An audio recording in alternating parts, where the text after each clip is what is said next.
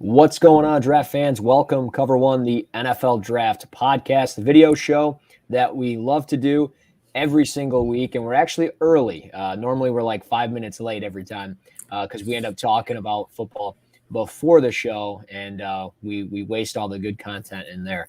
But no, we are here week 8. It's another edition of the video show, and we are going to get started with a little hot topic, something we haven't done yet.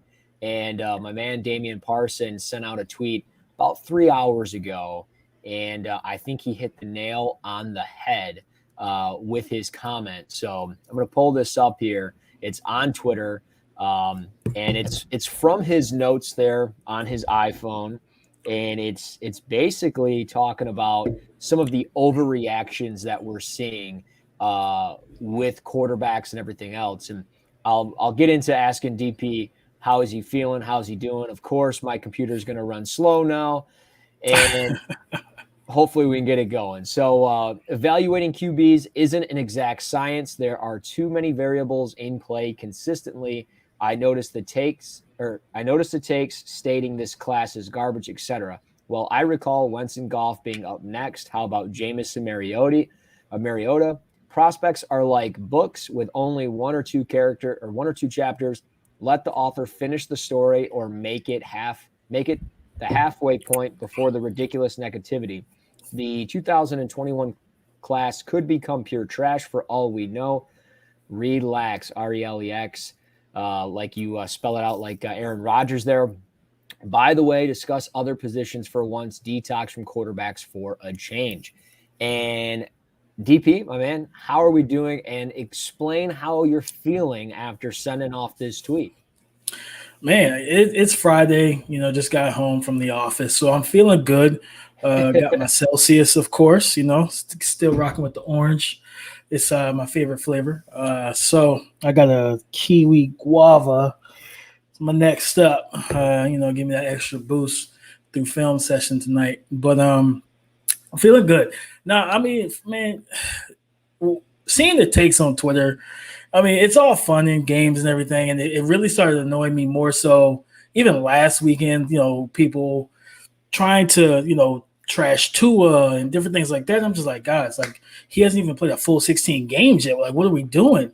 And I keep thinking back to, I think was either year 2 or year 3 for Peyton Manning. He threw like 25 interceptions. And I was like, if social media was around then, Peyton Manning wouldn't have gotten the opportunity to make it to year 18 or whatever he finished with and 2 Super Bowls, because the entire Twitter and social media platform would have said the man was garbage. So for me, it was just looking at the fact of Jameis Winston and Mariota were supposedly the next 2 cornerstone quarterbacks when they went 1 and 2.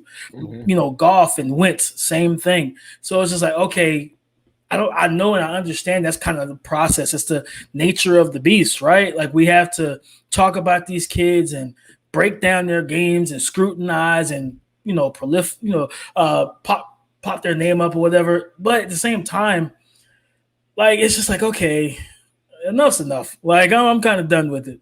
Like, we're not even in December yet. Like, I get it. Malik Willis just had back-to-back 3 interception games.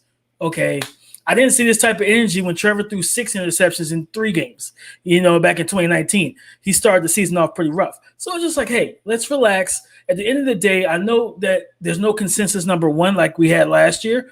But again, that's fun because I don't have to see the recycled takes of, oh, Trevor Lawrence is generational and this guy is like, okay, who's really studying? Who's really scouting? Because then that lets me know, okay, what schemes they fit? What personnel do they need? You know what I'm saying? Things of that nature. When Tua went to the Dolphins, first thing I said was this is a kind of a bad fit in terms of personnel-wise, because he never had a Devontae Parker who's a jump ball specialist. He had route runners, guys who separated on the grass rather than separating vertically. So it's just all about personnel, what the player needs, the scheme that they fit and everything. And it's just like I don't see enough of that. I just see this class sucks and they're not going to be good, and let's wait for Bryce Young. And it's like, okay, you're going to tank for another quarterback that when he doesn't start off hot in the NFL, you're going to trash him too? Like, come on, man. Let's stop the nonsense, and let's talk about other positions. This is we've talked about it many times. This is a defensive heavy draft. Yeah. A lot of talent. Let's talk about these kids, man. No, yeah, for sure. And with the quarterbacks, I mean, it's only October. There's no way anybody's sitting here going, well, he's garbage, because there's not all the film is out. You can watch a live viewing of a game, but realistically, you're not going to be able to evaluate a quarterback and see what his eyes are seeing downfield off the live footage, off broadcast footage. You got to watch the all-22. So, like, that's why I'm waiting to make any type of claim. Now, don't get me wrong. I'm still very much in hopes for a guy like Spencer Rattler, despite losing his starting job. But again, I don't think he's going to go pro. I think we've talked about that. Maybe he will, but we don't think it's a good decision. We think he should transfer. Ole Miss. I said Notre Dame. I still think because that's where he was recruited to go there as well. But anywhere he ends up going, if he ends up transferring, would be great. But with these quarterbacks, again, I mean, Matt Corral, Desmond Ridder is really where I'm leaning towards the kind of the top of the draft of maybe where I'd want to go with the quarterback. And then obviously Malik Willis, because as we've mentioned with him, with the red zone and everything else, but the quarterbacks lay off of it. Because you're right. There's so much more to this class of 2022. And I got asked it last night on Twitter. I hadn't done one in a while. I did an Ask Me Anything and had great responses, great questions, a lot of food stuff yesterday. It was very random, but and I think it was around dinner time. So it makes sense to why I was getting those types of questions.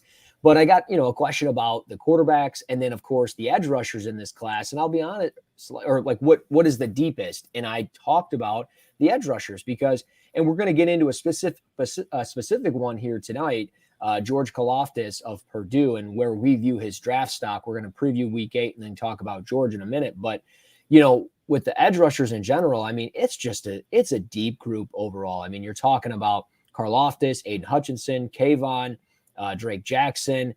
The list goes on and on. At Adam Anderson. I mean, it's a deep group, and I'm super excited to continue to evaluate it and study it and talk about one in specific, especially with Purdue. So I'm with you. I'm glad you sent out that tweet. I'm glad you didn't hesitate and save it in your drafts. I'm glad you got the stones to send out a tweet like that. And I'm sure some people are like, look at this guy, blah, blah, blah. But you know what? Screw the people that have a different opinion, because we don't need to sit here and talk quarterbacks all day long, especially when half the people don't even know what the hell they're talking about. So precisely. Let's get into this boring week 8 slate.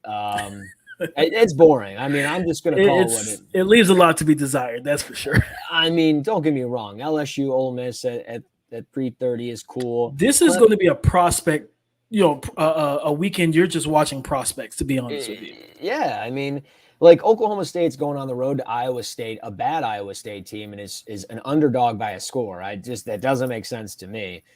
Give me that +7 all day.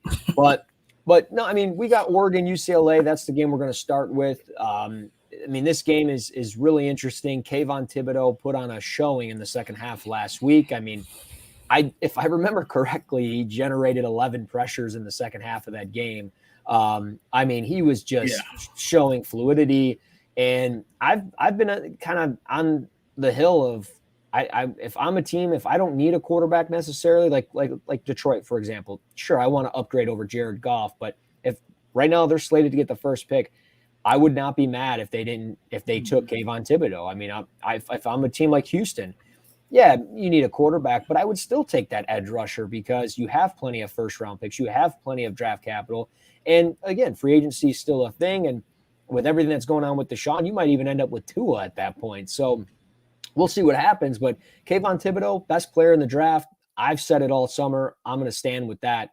But where are you at with some of the prospects in this game overall?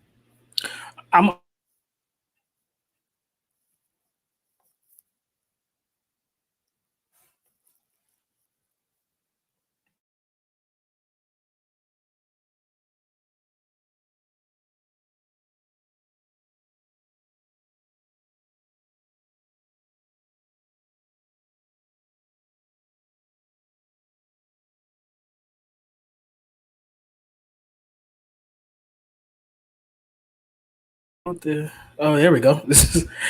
I don't know what just happened, but is that me or you? It was on my side too, so I didn't know what was going on. Oh, but okay. So Oregon, UCLA. Yes. So with Kayvon, like I said, Detroit, and you think about the young secondary that they have and everything, they're trying to build up that defense. I'd rather have a Kayvon and let him create pressure and help those young corners, man. I'd rather take an elite defender. Remember, I forget which draft it was, but there was the J.J. Watt draft, and I think a lot. He fell a couple spots. Yeah, I think it's 2011. You got Christian Ponder and Jake Locker, and that's not what you want to do. You don't want to put yourself in that situation, right? So in this game, some of the things that I am looking at is, of course, for Oregon, Travis Dye is an interesting running back. Like he's not the biggest guy. He's got some burst. He's got speed. Every time I see him, I'm like, man, he's so slim. He's so small physically, but he runs tough, man. So just kind of watching that matchup between him and the linebackers for UCLA is going to be a lot of fun. Of course, Kayvon Thibodeau, man. I mean, we've talked about him enough. But one of my favorite tight end prospects is Greg Dulcich for UCLA, and he puts in work, especially if because their top receiver for UCLA is their slot guy, Kyle Phillips, but he's been missing in action with, I think, the injury. So if he misses another game, I think Dulcich will be their leading guy. And of course, I want to see truly how Kayvon handles this power pulling counter run game from UCLA, because he's going to see a lot of Zach Charbonnet and Britton Brown. And one thing I was always taught as a running back of why the run game is so important, because a lot of people devalue the run game. They're like, oh, let's just throw it 50 times a game. Yeah, no, that doesn't really do is what you think it's doing. Like, you know what I mean? Like running the ball, I always equate it to having a big man in basketball, right? When you're able to play with a big man like a Shaq or, someone that can be physically imposing, they can legitimately weaken the legs of defenders while they're banging in the post, because it's just physicality 24/7. Right. With the run game, it's the same thing. When I got a Von Miller on the other side of my offensive line, let's run the ball 25 times. Let's take those legs away. Let's take away his burst and his ability to explode and run the arc around my right tackle or my left tackle, wherever he's lining up. And that's why I want to see how Kayvon handles the run game for UCLA, because again, he's physical. He can set the edge. They kick him inside as well. Like, he does a lot of different things for Oregon's defense, but this is a different type of running attack that he's seen all year. No question. I mean, and you mentioned how there's going to be a lot of just watching prospects this weekend. And when you look at this game, I mean, obviously the one prospect you're going to watch, there's a couple of other ones, of course, but the top guy, right, is Kayvon. And there's two offensive tackles. Alec Anderson is one. And the other offensive tackle, Sean Ryan, he's going to go back and forth between both of them. One's the left tackle, one's the right tackle. And he's going to go back and forth, and he's going to battle against both of them. And I'm intrigued to see how they handle him. So if you're talking offensive linemen for UCLA, I would pay attention to the both of them. I like Alec Anderson. I think he does a really good job with a snatch trap technique, which really caught me off guard, because I wasn't expecting much when watching him. And then I watched it and I was like, wait, he's executing that move very well. And I don't know if that's like something like universal in the Pac-12, but I feel like I see it like constantly. And I don't know if like there's like a Pac-12 offensive line clinic that all these guys go to, because I remember when like Andre Dillard would do it, and it seems like very common out there, but I don't know what it is. I don't know if they're going to be able to execute that against Kayvon Thibodeau, but I'm super pumped up about the game, just because, Oregon is one of those teams that if the Pac-12's got any shot of doing anything in the college football playoff or anything, like they've got to win out, but they've got to win this game. This is a tough road game for them. Oregon defensively, I'm intrigued by one of their safeties, Varen McKinley. He produces really good numbers. I haven't watched a ton of them, but just from some of the glimpses that I've seen, I mean, the numbers really pop. I mean, 2 pass deflections, 4 interceptions this year. He had 4 interceptions, I think, 2 years ago, and he's just got tons of ball production. And I'm really intrigued to see how he does against UCLA. I mean, I don't think UCLA is going to produce, a ton of stuff through the air, but this might be a higher scoring game than I anticipate. So we'll see how it goes. But obviously, Kayvon is the player to watch, especially as my team holds the first overall pick currently because they're the worst team in the league. Yeah, McKinley. Quick note on McKinley. I actually sat down with him a couple months ago. And intelligent young man, like high football IQ, gritty, tough, athletic. Versatile. One thing he told me is that, man, they had me. They literally taught me 2 or 3 different positions, playing the strong, the free and in safety is strong and free, and then he also played corner, outside on the boundary and in the nickel. So he's a versatile coverage defender. One way I think he can make some money is again against this rushing attack, coming down to being a force player. And he doesn't mind. Like I'm telling you, he's a gritty-minded individual. He does not mind sticking his face in the dirt and just getting dirty, getting physical. So he comes down and handles that, helps handle that run game and enters the box. I think it's going to really show NFL teams that, hey, he's not somebody that just can cover, but we can trust him to be that extra force defender in the run game. For sure. And I mean, I don't know. I mean, I just think this game is got a lot of defensive players to really pay attention to. I mean, I know we mentioned a couple of offensive guys for UCLA and obviously Travis Dye and everything, but I think it's going to be a defensive prospect game to watch. OK State, Iowa State, very odd number when you're talking sports betting, +7 for Oklahoma State. OK State's the 8th ranked team in the country, and they've been playing some of their best football that I think we've seen in quite some time. And maybe Iowa State's favored because, one, they're home, and they've got some players offensively that make a bunch of sense. I mean, Brock Purdy's been there for 5 years. Breece Hall's been there for a while. Xavier Hutchinson's played well. Charlie Kohler's good at the tight end spot. So, I mean, they got some players, but I just don't trust Brock Purdy in this type of game. And OK State, they play good defense. They play good offense. Who do you like on this one? But, I mean, really, and who do you like as far as going to win this game? Man, I'm taking OK State here. I think they stay undefeated.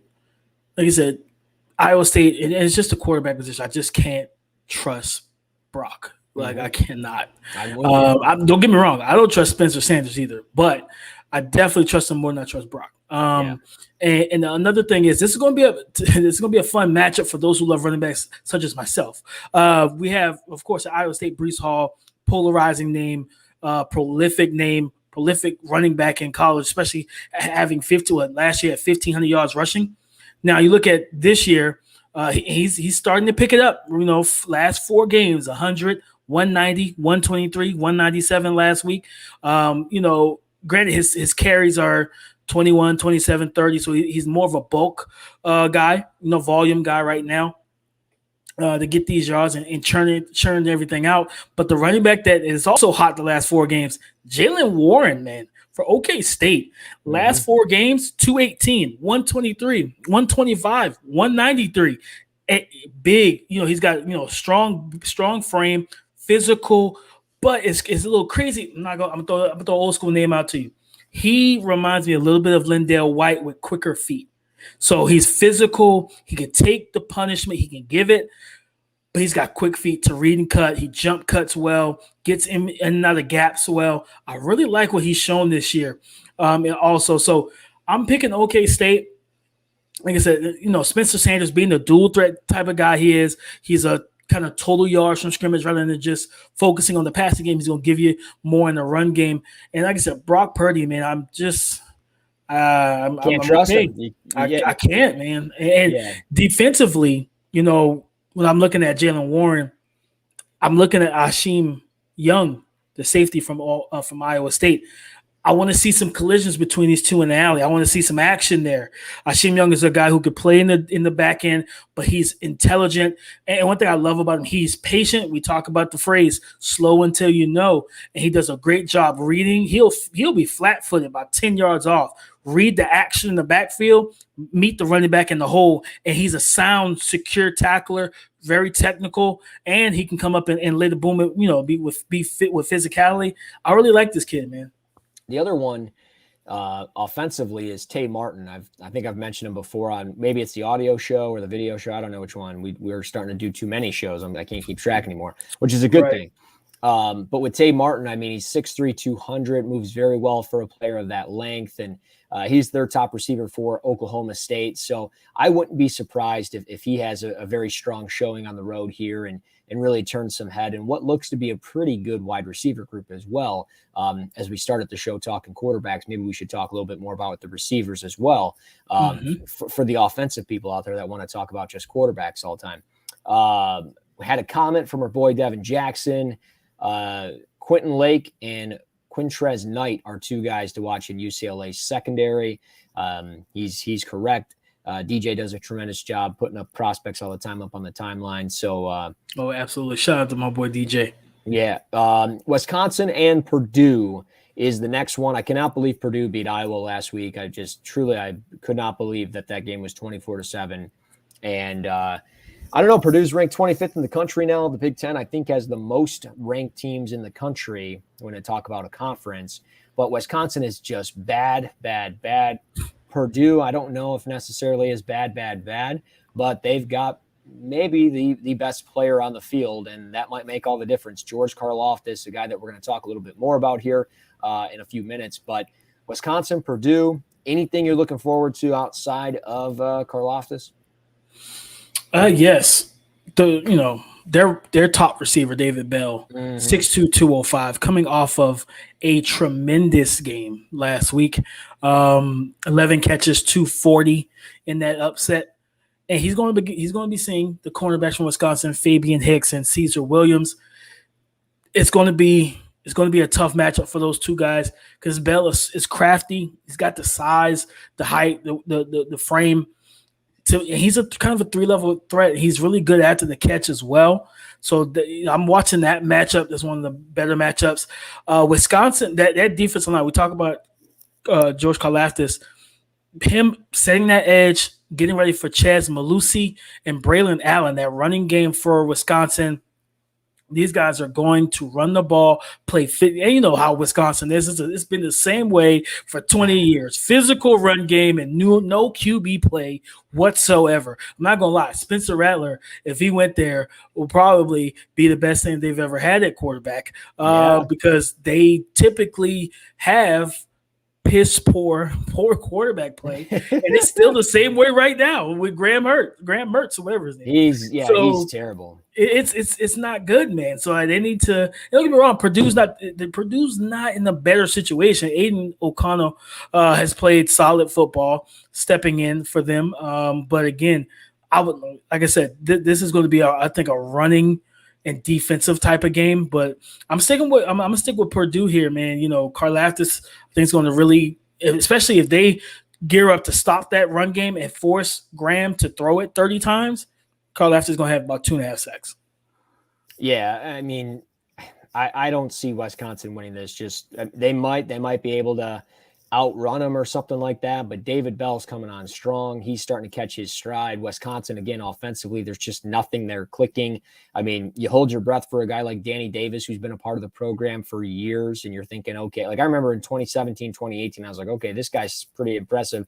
And here we are in 2021, and he is a shell of his former self. I mean, running the football, it's not there like it was. I mean, Jonathan Taylor's not there anymore. They're not able to do it the same way as they have in years past. Really, I mean, Jack Sanborn isn't terrible at linebacker for Wisconsin, but, you know, maybe Matt Henningsen, the defensive end, who will probably get drafted by the Green Bay Packers in like the 6th round and have a Dean Lowry type role or something in the NFL. But other than that, like, there's just nothing that excites me about Wisconsin football. And even just talking to fans of the team, I mean, there's nothing that excites them about a 3-3 football team. And a game against Purdue, you're on the road. You got to go back-to-back here, Purdue and Iowa. So I don't know. We'll see what happens. But David Bell, George Karlaftis, give me both those players because they have been very impressive. And speaking of Karlaftis, I mean, we've talked about Aiden Hutchinson of how he could potentially really compete with Kayvon Thibodeau as that top edge rusher. If Kayvon, especially if he can stay healthy, he should be the clear-cut top guy. But Karlaftis, I think, should be in that mix. I mean, maybe I'm wrong. Maybe I'm just too biased towards the Big Ten. But I mean, when you really look at speed to power, overall length, and athleticism, this guy is truly that type of total package. And I'm not trying to scout the helmet here, but it just kind of feels like Ryan Kerrigan, like 2.0, right? Like just going to go in the first round, get forgotten about for 11 years because he plays in Washington, but have 120 sacks. Yeah, and just carve out a hell of a career. And I mean, honestly, Philadelphia makes a ton of sense for him. I mean, they've got multiple first-round picks. They got 3 of them. And when you think about just overall fits, Brandon Graham's not getting any younger. Karlaftis comes right in and gets ready for the future. And he probably sits in Philly for 11, 12 years and carves out a hell of a career. I mean, I don't know. I love his overall skill set. I remember watching him as a true freshman. I was like, wow, like this dude's a true freshman. Like it's ridiculous. And just again, with that length and that the ability, the speed to power is what really just flashes to me, because it's rare to have a guy that can do that consistently. And I think he can. Absolutely. Ridiculous knockback power, heavy-handed. He's like a heavyweight boxer. You know, you got to keep your guard up with him. But then he has that surprising, because you look at him, he's not Von Miller, right? But he has that surprising quickness and burst off the ball, and the ability to rip, club. He has a variety of moves that he can win inside and outside, and it's a lot. He's technical. So he uses his length well, gives you the long arm stab to control you, can work his way back inside. He's just such a clean and good prospect, man. And I really like him. And like I said, that's when he popped his freshman year. I was like, this kid is next. You know, I was just like, this kid is next. So seeing him, I'm excited to see him this weekend, tomorrow, because I really think he's going to have a huge impact in this game, especially if Purdue wants to win, because I think he had a sack last week as well. He's making, like, he doesn't have the name that his name doesn't ring off like Kayvon and Adam Anderson and some of these other guys, but similar to Aiden Hutchinson, physical, good athlete, technical, sound. Right. What can you do? What can't you do? What can you do? What can I coach you to do? Yeah. And he's one of those guys that, again, you want on your team. He's going to be a leader.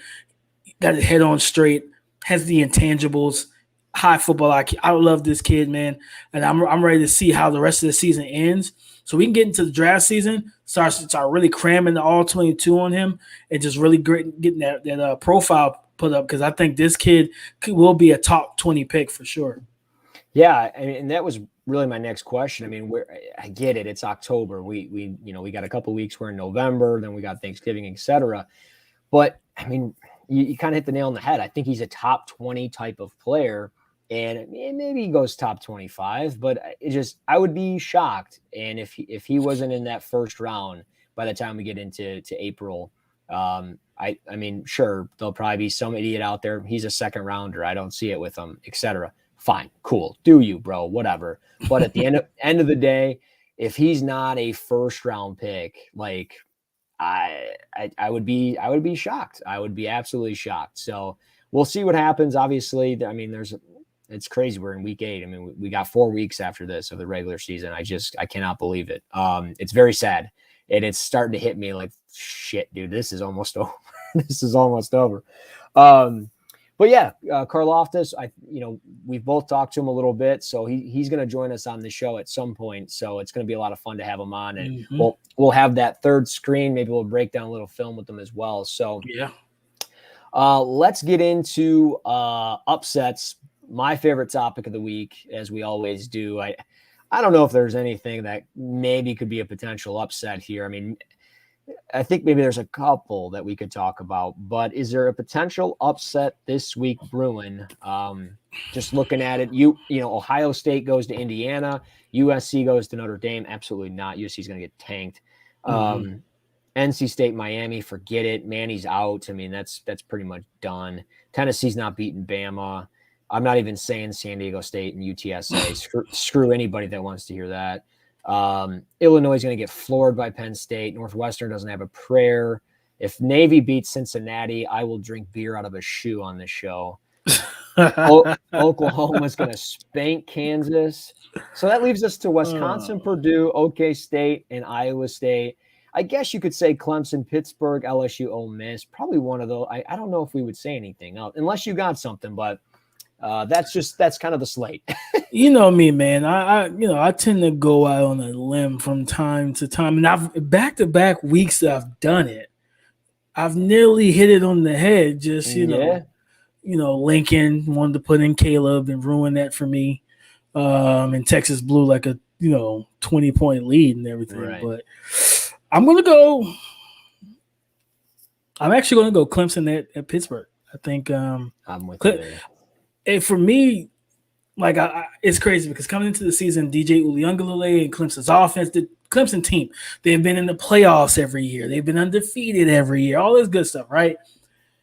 The team is young now. Like, it's good that they're out of the spotlight. You can develop now. And one of the most difficult things to do is to develop at your pace while the bright lights are on you. Yeah. It's nearly impossible because every time you make a mistake, it's overly scrutinized. So now nobody's talking about Clemson. That's good for them. Go ahead, finish this season strong, build on it, get ready to try and come back and come back better than ever next year, right? Right. So maybe the year after, depends on how long DJ decides to stay. But I think Pittsburgh is undefeated. I think is Pittsburgh undefeated? I think they are. Are they? No, they're 5-1. They lost to Western. Ooh. That's what it was. They're 5-1. Kenny Pickett's. They could be 11-1 though. They could be. Wow. And Pickett's been working offensively for this. For this team, for the Panthers. But he can't keep that up forever. I mean, yes, like 19-1 as your touchdown to interception ratio right now is ridiculous. It's a great number, but it can't stay that way. No. He's going up against Andrew Booth. Like maybe it's not this week. Maybe it is against North Carolina or something, or Virginia later in the year. But like, he played well against Vodtech. He played well against Georgia Tech. I mean, he played well against both those teams on the road. He's at home against Clemson, though, who we've both been saying all year is just off. But it does feel like, just even from a betting perspective, the number at 3.5 or 4 or whatever it's at, that's too big of a number, I think. And I'm with you. I mean, I think Clemson could definitely squeak out a win. We'll see. I'm gonna go UCLA at home over Oregon. You swung big here. Yeah. Look, UCLA's favored already, which is surprising to me. But when I just look at this matchup, I mean, Oregon, they had their big moment earlier in the year against Ohio State. They had their letdown game at Stanford on the road. But, I mean, they beat on a bad Cal team last week, and they beat them by a score, and they needed 14 points in the fourth quarter to do that. I don't think they're going to be able to get 14 points up on the board in the fourth quarter with how well UCLA runs the football. So there's always, every year, the Pac-12 shoots themselves in the foot. They had it with Utah a few years ago with Tyler Huntley, Zach Moss. They could have made the college football playoff, and they choked it away. Oregon's their last hope to possibly do something, and I just don't see it happening. I think UCLA at home got them right where they want them. Charbonnet, Britton Brown, our guys are going to do the job. And I think UCLA can score quickly. And again, no disrespect to Kayvon or anything like that, but and I know we hyped up that defense, but again, I'm going to trust our backs that we've been riding since week 1, since we started this show, that they can get it done. So we'll see what happens. Absolutely. No. I mean, listen, I'm all for it. I love chaos, man. I love it, especially for college football. I love it. And you said, radio, baby. And we talked about it earlier, that run game, and we didn't even talk about the other integral piece to that run game. DTR, his legs as well, in the read option, the RPOs, different things. He's gonna, because that's kind of what I kind of look for. That's what I'm looking for is in that game, within the game, is how many does Chip Kelly run the counter play backside away from Kayvon and allow DTR to read Kayvon, right? Right. So this Kayvon has to sit between the halfway point and is like, okay, do I take the quarterback or do I chase backside?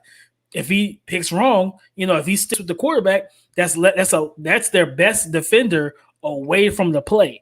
So yeah, I could see it. I could see it. I'm not a big Anthony Brown fan, quarterback wise. I'm not either, but I've always thought he could, with a little coach and maybe figure it out. But it's just, it's never going to happen. I mean, the guys, it's a tough watch sometimes. In about 4 years, you'll be seeing him like on the Hamilton Tiger Cats up in the CFL or something, right? Well, it's unfortunate, but he'll be a hell of a CFL quarterback. But correct, and like I said, I definitely can see it, man. I can definitely see that that happening. And if so, hey, so like I said, we got I'm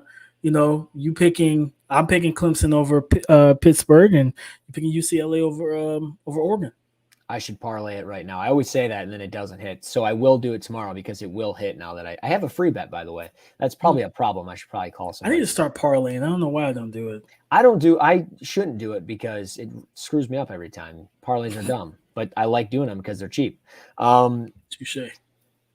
Last question of the night, and then we will get on to week 8 and on to our Friday evening. What 2022 NFL draft prospect are you most excited for in week 8? Do you have one in specific off the top of your head? Yes. UTSA running back Sincere McCormick. Bowling ball, squatty, just thick-bodied runner. I love what this kid brings to the table, man. I'm happy to see they are ranked at number 24, and I want to see them continue to feed him the ball. He was one of the, I think he was top 10 in rushing last year, and he's doing well again right now. 778 yards rushing, 4.7 yards per carry, 6 touchdowns on the ground as well. He's carried it a buck 167 times. Yes, this young man is rolling with this offense, and I want to see that continue. Quarterback plays, it's solid, from Frank Harris, 14 touchdowns, 3 interceptions. So he's efficient, but the run game is what helps open that passing game up a lot, in my opinion. So I'm really excited to see him, especially just in a good running back class. I really enjoy studying these running backs for the 2022 season. It just depends on who decides to declare, but I think he's a guy that could definitely make some waves. He finishes strong again. We could hear his name a lot sooner on draft day. I'll write it down. I mean, UTSA not necessarily on the not on the watch list for most people, but that's why you are the running back guru, the running back god, if you will. I'm going to go with Carson Strong, Nevada. Kind of been waiting, picking and choosing my battles here, but on the road at Fresno State, I think it's going to be a fun matchup. A 7:30 game. Jake Haener on the other side. I think it could be that's a shootout, baby. Yeah, I mean, if whatever the line is on that, whatever total points is, if it's like 65, take the over. I don't care what it is, take the over. But yeah, they can't really run the football too well with Nevada. They average 3.2 yards per carry. Carson Strong has played well this year when you look at it statistically. I haven't watched a bunch of his tape, but Cole Turner, the tight end, has played well. Romeo Doubs is one of my guy at wide receiver, is one of those explosive playmakers. So I think Nevada's got some players offensively, and I'm really curious what Carson Strong does. As we kind of talked about quarterbacks to start the show, I'm going to throw one into the mix as possibly somebody that could be a sleeper. I mean, I know a lot of people even have him as QB1, and that's insane to me, but it is what it is. We'll see what happens, though, on the road, Fresno State tomorrow night, 7:30 on FS2, not FS1. So interesting how it will play out. What else you got for me, my man? That's all I've got. That's all our topics. We talked a little Karlaftis. We talked about 3 games. We got upsets, and we did your tweet because I thought it was very spot on. Okay. Appreciate that. One thing to look forward to, and I think he's playing this week, TCU has given up over 150 rush yards, if I'm not mistaken, 3 to 4 weeks in a row. Cue up Letty Brown over at West Virginia. Yeah. So cue up my guy Letty Brown, TCU's run defense right now. Granted, they got hit with my guy Ulysses Bentley. They got hit with Bijan Robinson. The kid at Texas Tech, I cannot remember his name or pronounce his name actually, but yeah, so Letty Brown at TCU, I could see him having a big day as well. Keep tabs on him, folks, and of course you guys can find us on Twitter at Russ NFL Draft, at DP_NFL. We got film breakdowns that we do. We do audio stuff from breaking down running backs, quarterbacks, defensive ends, corners, the whole nine, whatever you want. We got you covered over there on Twitter. And also we've got you covered at cover1.net. If you haven't done so already, you need to check out the Cover One app. It's absolutely free. All you have to do is push a button and you get those push notifications. And every time we get the articles, like every Monday on Dame's Dudes, you get that push notification and you can read it right there on your mobile device, from your iPad to your computer to your cell phone. When the podcasts drop, you can get it there as well on the Cover One app. So what are you waiting for? It's a free app for all of our content, from the premium side to the free side. Cover One app. Check it out today for free. And of course, you need to check out one of our sponsors, somebody that we work with every single week that do great stuff on the fantasy market. Look, I mean, I don't need to really sell you on this. It's fantasy football. We're talking prop bets here tonight. We're talking lines and money lines and total points and everything. Well, Underdog Fantasy can help you get there. They can also help you with your fantasy lineups in general. But check them out, Underdog Fantasy. Again, the most innovative platform in the fantasy market. If you're a new user, you deposit $10. They give you a free $10 back when you use the promo code COVER1. So if you want to do a little parlay tonight or parlay on Sunday for the NFL, you're like, okay, Matt Stafford's going to throw for over 300 yards, and this running back's going to run over 50 yards, and this guy's going to catch over 3 passes, and this guy's going to score. You can parlay it, and you get tremendous odds. It's great. It's a fun platform. You get to work with all kinds of great people in the market. So check it out, Underdog Fantasy, over at underdogfantasy.com. So Absolutely. DP, my man, I appreciate it on the boring Week 8 slate, but it was a lot of fun. We had a lot of fun. Always. We will be back on Monday or Tuesday next week to do a little audio podcast, breaking down some prospects and what we look for in specific groups and everything else. And then, of course, we'll be back next Friday or Saturday for a YouTube edition of the show. Probably will be Friday because Saturday is Michigan State. And I'm going to be honest. The fact that the game is at noon, I'm probably not going to want to do a show at 9 a.m. because absolutely not. I have things to do that day. So we'll see how that goes. But Friday we'll be here. Yeah, we will be here Friday here on YouTube. So appreciate everybody joining us every week. It's only going to get better. We promise you. It's only going to get better. Anything else? Did I miss anything? No, I think you hit the nail on the head, brother. All right. Well, for DP, I'm Russell Brown. Until next time, this is Cover One, the NFL Draft Podcast.